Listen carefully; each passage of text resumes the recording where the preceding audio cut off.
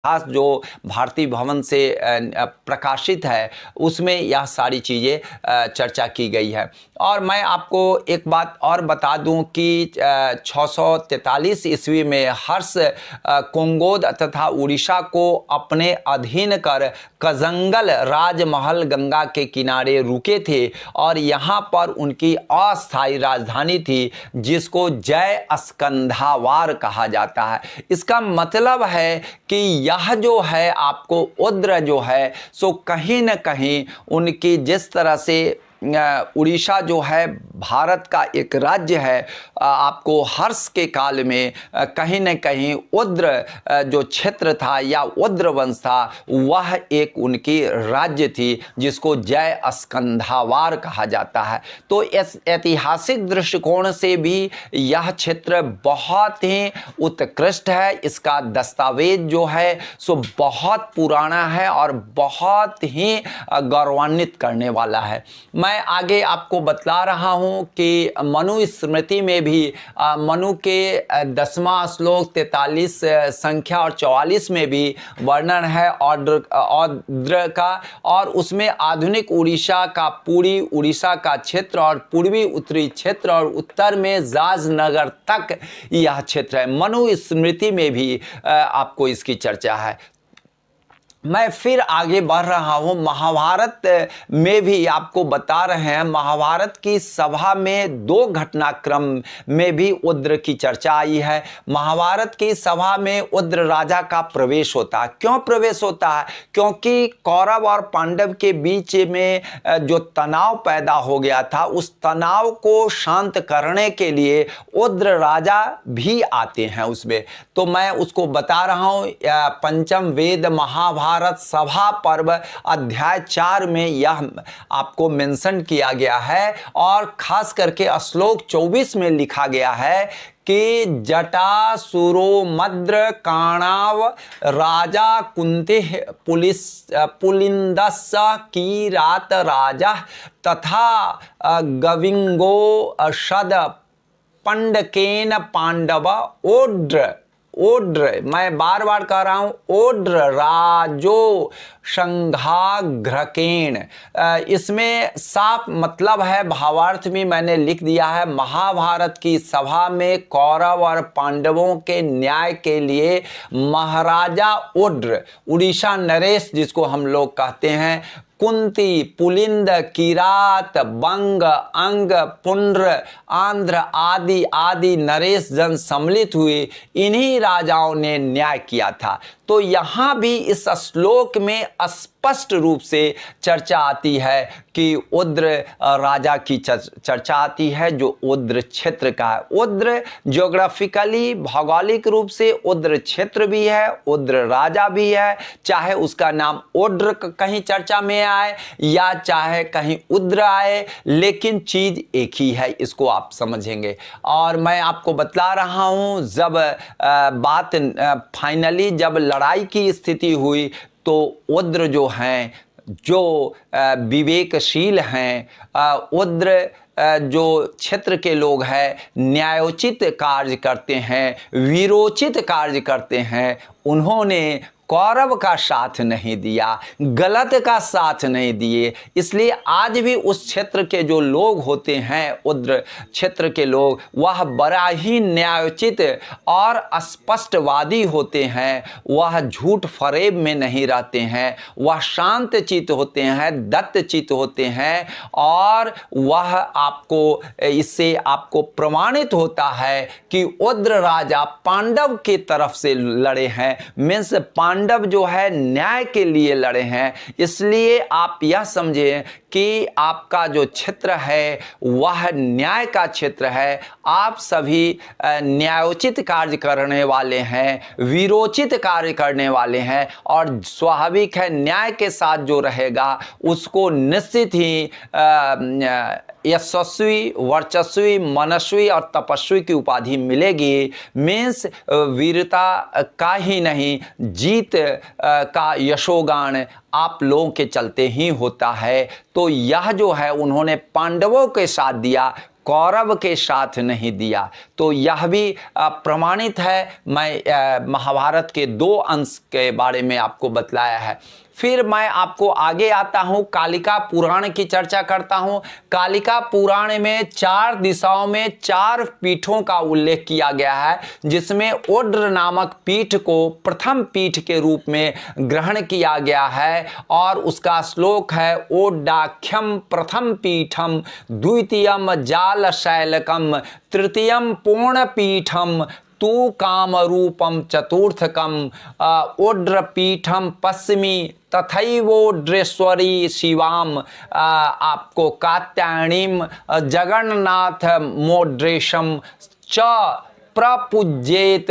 आपको इसका मतलब होता है कि वहाँ पर जो पीठ है उसमें जो जगन्नाथ पुरी है वह, और ख़ास करके उस क्षेत्रों में जो आपका ओड्र नामक पीठ है, जो जगन्नाथपुरी के रूप में भी जाना जाता है। कालिका पुराण के 64, 43 और 44 में यह वर्णित है श्लोक। तो आप समझ सकते हैं धार्मिक रूप से भी ओड्र क्षेत्र जो है, जहाँ पर जगन्नाथ जी का स्थान हो, जहाँ पर जिसका कोई नाथ नहीं हो, उसका जगन्नाथ जब साथ हो तो उसको आप कमज़ोर नहीं कहेंगे, वह तो गौरवान्वित होने की बात है। आध्यात्मिक रूप से, आपका विद्वता के रूप से, रमणीकता के नाम से, जो भौगोलिक जो सुगंध है, सुरभित है, वह शब्द से आपको पता चलता है, आपको श्लोक से पता चलता है, पौराणिक ग्रंथों से पता चलता है कि यह क्षेत्र जो था आपको बहुत ही सुंदर और सुकोमल और सुगंधित और सुवासित यहाँ पवनें बहा करती थी। तो यह आपको इससे पता चल गया होगा। मैं आपको थोड़ा सा चर्चा आपको कर रहा हूं कि हर्षवर्धन काल में भी आपको ओद्र विद्वान जयसेन को 80 गांव दिया गया है और उसके राजकीय आय को उनको उपभोग करने के लिए दिया गया है। और मैं आपको बता देता हूं 639 ईस्वी में ह्वेनसांग भी इस क्षेत्र में गए हैं और उन्होंने उसकी चर्चा ओदियाना के रूप में चर्चा किए हैं। और ओदियाना जो है सो आपका जो ओद्र को ओदियाना कहते हैं, क्योंकि ह्वेनसांग जो हैं सो उसको ओदियाना कहते हैं, लेकिन वह ओद्र क्षेत्र ही है और वह कई बुद्ध ग्रंथों में, बुद्ध से संबंधित कई पाली ग्रंथों में ओदियाना के रूप में भी वर्णित है।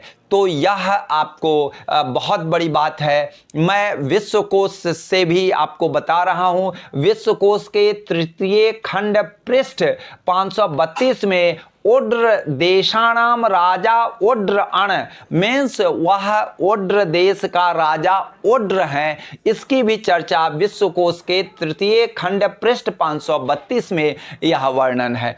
मैं संस्कृत ग्रंथ में भी कई संस्कृत ग्रंथों में इसकी चर्चा है। इस क्षेत्र को उत्कल के रूप में भी चर्चा आती है और उसका संस्कृत में वर्णन है, उत्कृष्ट कलाया देश यह शह उत्कला मीन्स उत्कृष्ट मीन्स क्या होता है, अति सुंदर, जिसको हम लोग कहते हैं सर्वोत्तम।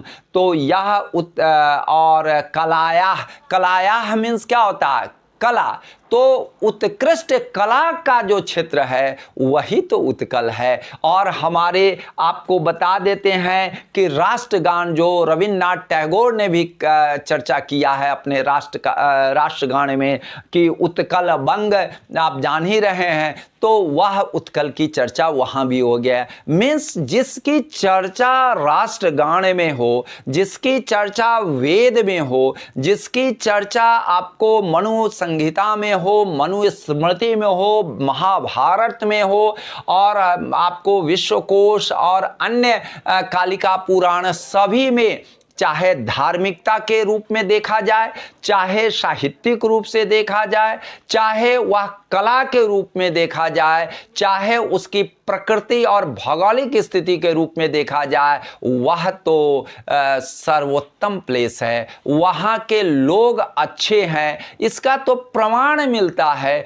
तो हम लोग प्रमाण की बात नहीं करते हैं। कान कौवा लेके जा रहा है तो कान को नहीं देख करके हम लोग कौवा को देख रहे हैं। अरे भैया, आपकी जो संस्कृति है वह गौरवान्वित करने की है, और उसको आपको जितने भी सुगंध फैलाएंगे उतना ही अच्छा है।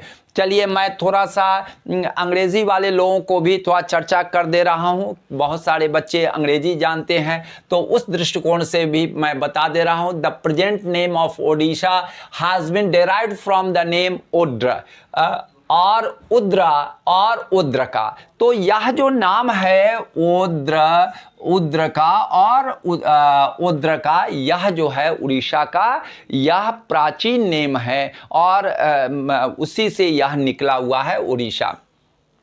9th and 10th सेंचुरी में मुस्लिम जियोग्राफर भी इसको चर्चा करते हैं। वह अपने रूप में चर्चा करते हैं उर्शिन और उर्सफिन, जो उस समय के जो राजा थे, उद्र राजा थे, उनका नाम है बौमा करास, जो उड़ीसा के हैं और उद्र क्षेत्र के हैं। तो उनके क्षेत्र के काल में जो आए थे आपको मुस्लिम जियोग्राफर, तो उन्होंने इसको उर्सिन या उर्सफिन के रूप में चर्चा किया है। The name Odisha was famous in 10th century AD। 10th century AD में आपको जा करके उड़ीसा की चर्चा आती है। लेकिन तारनाथ बौद्ध ग्रंथ के बहुत बड़े लेखक, विचारक और बौद्ध धर्मावलंबी, तिब्बत के बौद्ध धर्मावलंबी और विद्वान थे। तारनाथ ने भी इसका मेंशन जो है कई रूप में किया है, ओडिशा या ओडिविशा। तो इसको ध्यान रखेंगे, ओडिशा और Odivisha. In many ancient text mentioned Odra as a geographical unit. मैंने आपको बताया है भौगोलिक रूप से भी इसका नाम ओद्र है, इसलिए आप लोग इसको एकदम ध्यान रखेंगे। उड़ीसा का जो क्षेत्र है उस प्राचीन कालों में ओद्र के रूप में जाना जाता था। अप टिल 10th सेंचुरी इसको ओद्र के रूप में ही जाना जाता था।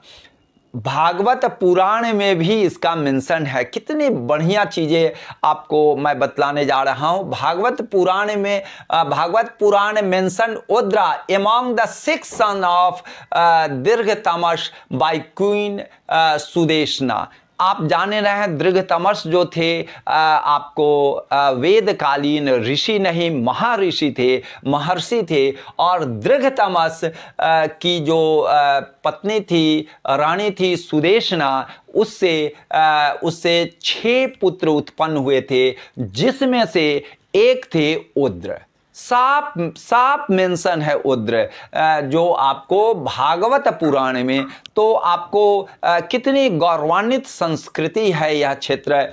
मैं आपको बता रहा हूं, युआन च्वांग मेंशन्ड ओद्रा और ऊचा not as a district but as a kingdom. वह भी जो है आपको युआन च्वांग जो हैं सो बहुत बड़े आपको इतिहासकार भी हैं, लेखक हैं, और वह चाइना का, उन्होंने भी इसको एक क्षेत्र के रूप में नहीं, एक किंगडम के रूप में किया है। इसका मतलब है कि आपको सारी चीज़ों की चर्चा करते हुए मैं यह कहना चाहूँगा कि यह क्षेत्र भी रहा होगा, यह एक किंगडम रहा होगा, और यह जो है ओद्र एक वंश भी है जिसकी हमने बातें किया, और उसको गौरवान्वित करने के लिए आप समझ सकते हैं कि जो राष्ट्रगान में भी चर्चा है, जिसकी चर्चा आपको वेद पुराण से लेकर के विश्वकोश और सारे संस्कृत ग्रंथों, प्रमुख संस्कृत ग्रंथों में चर्चा है, इसलिए यह गौरवान्वित क्षेत्र है। इसके बारे में आप सबको मैंने जानकारी दिया। आगे मैं और भी इस पर शोध कर रहा हूं और मुझे पूर्ण विश्वास है कि आप लोगों को यह वीडियो अच्छा लगेगा। ज़रूर सब्सक्राइब करेंगे मेरे चैनल को, और भी हम इस पर विशेष रूप से शोध करके आपको बतलाऊंगा। बहुत सारी बातें हैं बतलाने के लिए, लेकिन एक वीडियो में संभव नहीं है। जय हिंद, जय भारत।